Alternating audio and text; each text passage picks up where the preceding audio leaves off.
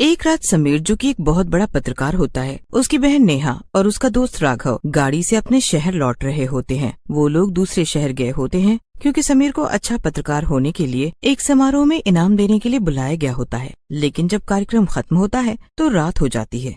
साथ ही साथ बहुत तेज बारिश भी होने लग जाती है। भैया, ऐसी बारिश में क्या हमारा निकलना ठीक होगा? बिल्कुल, मुझे कल ऑफिस भी जाना है। छुट्टी नहीं ले सकता वरना रुक जाता। ज्यादा लेट करेंगे तो सुबह वैसे भी ऑफिस जाना है। अभी तो गाड़ी मैं चलाऊंगा, कोई दिक्कत नहीं होगी। तेज बारिश, सुनसान हाईवे और बिजली बहुत कड़क रही होती है। पूरी सड़क पर सिर्फ वही तीनों की गाड़ी चल रही होती है। आगे कुछ भी दिखाई नहीं देता। तो समीर का दोस्त राघव बोलता है, तो रुको, मैं गूगल मैप चला देता हूँ, कम से कम पता तो चलेगा कि हमें जाना कहाँ है। ऐसे तो कुछ भी दिखाई नहीं दे रहा यार। अब क्या होगा? मैंने कहा था हमें रुक जाना चाहिए था। इतनी रात को सुनसान सड़क, ऊपर से बारिश, कुछ भी नहीं दिख रहा। कब तक चलेंगे ऐसे हम लोग? यार नेहा, तू थोड़ी देर चुप रहेगी? तब से एक ही रट लगा रखी है, और एक तो ये जीपीएस हमें कहीं मरवा देगा। ये रास्ता जाना पहचाना नहीं लग रहा। भैया, लेकिन तुमने कहा था शॉर्टकट है। रुक जाओ यार, तुम दोनों भी ना कहीं भी लड़ाई करने लग जाते हो। अब तो निकल गए, अब तो घर जाना ही है, क्या कर सकते हैं। वापस जाने में भी उतना ही टाइम लगेगा। इससे अच्छा घर की तरफ ही चलते हैं। और देखो, वहाँ सामने कुछ दिखाई भी दे रहा है। बहुत दूर से ही एक चमकती हुई पुरानी दुकान दिखाई दे रही होती है, जिस पर लिखा होता है शर्मा जनरल स्टोर, वो भी जंगल के बीचों बीच। शायद कोई किराने की दुकान लगती है, देखने से तो यही लग रहा है। हाँ, है तो वही, लेकिन इतनी रात को दुकान, और वो भी यहाँ। क्या बोलते हो, यहाँ गाड़ी रोक दूं? थोड़ी देर रुक जाते हैं, बारिश कम हो जाएगी तो हम वापस निकल जाएंगे। वैसे भी पेट्रोल भी कम लग रहा है, क्या पता कुछ मदद ही मिल जाए या कुछ खाने को। उतर कर देखते हैं, क्यों नहीं? हाँ चलो ना भैया, मुझे तो भूख लग रही है, कुछ खा भी लेंगे। खाना खाए भी ज्यादा टाइम हो गया है। तीनों गाड़ी से उतरते हैं तो देखते हैं दुकान पर कोई नहीं खड़ा है। कोई बैकग्राउंड म्यूजिक या साउंड नहीं, बस सन्नाटा और बारिश की आवाज। लग रहा है जैसे कोई घर चला गया है, गलती से दुकान बंद करना भूल गया होगा, तभी दुकान ऐसे खाली पड़ी हुई है। और सुनसान रास्ता है, इसलिए शायद वो वापस भी नहीं आया। तीनों बाहर खड़े हिचकिचा रहे होते हैं कि अंदर जाना चाहिए या नहीं। तभी राघव बोलता है, चलो पूछते हैं, क्या पता अंदर कोई बैठा हो, और हो सकता है जब हम अंदर जाएं तो हमें कुछ मदद मिल जाए। ये तो बहुत ही पुराने जमाने की दुकान मालूम पड़ती है। हाँ, यहाँ हर चीज पुराने समय की है, जैसे 1900 में हुआ करती थी। देखना, पेप्सी की कांच की बोतलें हैं, दीवारें टूटी हुई हैं, लेकिन फिर भी अंदर कोई धूल नहीं आई है। क्या यहाँ टाइम चलता भी है?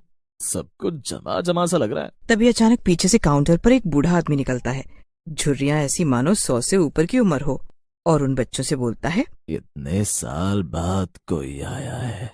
हमारे यहाँ तो लोगों ने आना ही बंद कर दिया है। चलो, किसी का तो मन हुआ इस बूढ़े काका से सामान लेने का।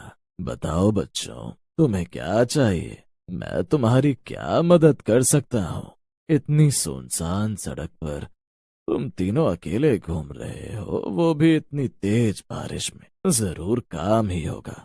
चलो अब बताओ, क्या चाहिए तुम लोगों को मुझसे? जी ऐसा कोई बड़ा काम तो नहीं है, लेकिन हमें कोई ज्यादा मदद नहीं चाहिए, बस हमें थोड़ा पेट्रोल चाहिए था। आपके पास पेट्रोल होगा क्या? क्योंकि आपकी तो किराने की दुकान है, लेकिन अगर आपके पास कोई गाड़ी वगैरह है तो क्या आप थोड़ा पेट्रोल हमें दे सकते हैं? हमारी बहुत मदद हो जाएगी। अरे अरे बेटा, तुम्हारा काका सब बेचता है, सब कुछ। पेट्रोल, बचना भागना, सब मिलेगा।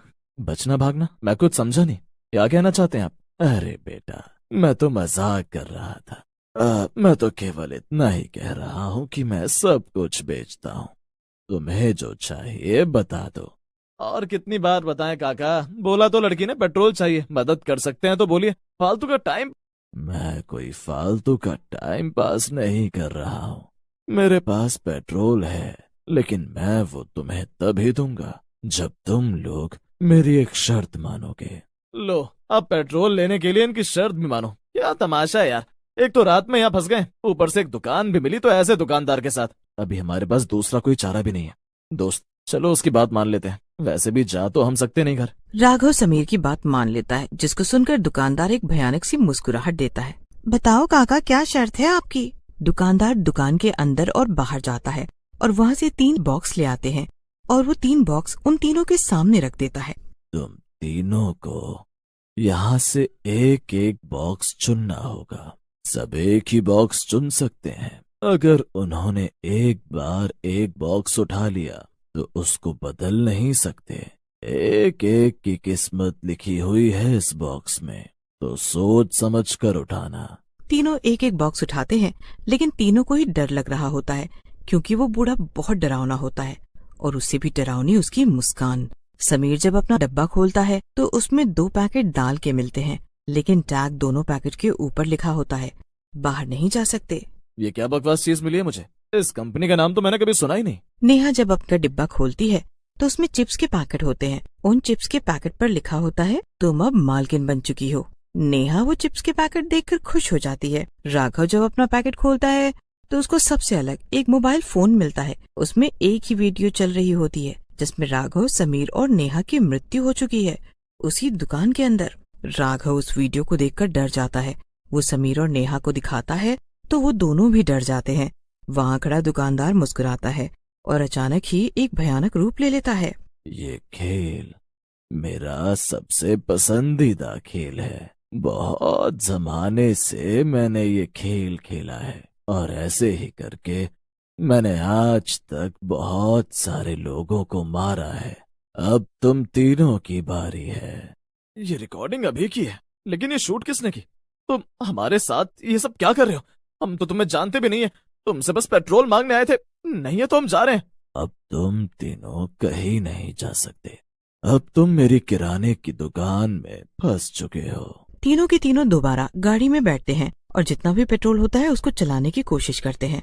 वो तीनों गाड़ी शुरू करते हैं और थोड़ी दूर तक चलते हैं तो फिर से उन्हें वही दुकान दिखाई देता है और सामने खड़ा वही भूतिया दुकानदार। इस बार गाड़ी दाईं तरफ से ले यार, यहाँ से तो दोबारा से वहीं आ गए। समीर राघव की बात सुनता है और गाड़ी को दूसरी दिशा में ले जाने लग जाता है, लेकिन वो लोग फिर से वही दुकान के सामने पहुंच जाते हैं जहाँ से वो लोग निकले थे। हर बार हम पीछे लौट रहे हैं, कोई देख रहा है हमें।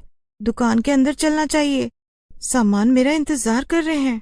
नेहा गाड़ी से उतरकर उस भूतिया दुकानदार के पास जाकर खड़ी हो जाती है, जिसको देखकर राघव व समीर भी उसके पीछे चले जाते हैं और जो नेहा कर रही होती है उसको देख दोनों घबरा जाते हैं। नेहा दुकान के सामान को ठीक कर रही है और उसकी आंखें सफेद कैसे हो गई? ऐसा लग रहा है उसे कुछ सुनाई नहीं दे रहा। नेहा के हाथ खुद बहुत चल रहे होते हैं। समीर को काउंटर के नीचे एक मोबाइल फोन मिलता है। उसमें एक वीडियो होती है उसी दुकानदार की, जो बोल रहा होता है, हर 7 साल पर यहाँ 3 लोग आते हैं, उनमें से एक मरता है, एक मालिक बनता है और तीसरा दुकान का हिस्सा बनता है। तो अगला दुकानदार? राघव खुद को मारने की कोशिश करता है चाकू से। नेहा पूरी तरह बदल चुकी होती है। हम पहले ही मर चुके हैं, मुझे बाहर जाना है। लेकिन समीर जैसे ही बाहर भागता है वो एक आटे की बोरी में बदल जाता है, जिसको बाद में वो दुकानदार अपनी दुकान में लाकर रख देता है।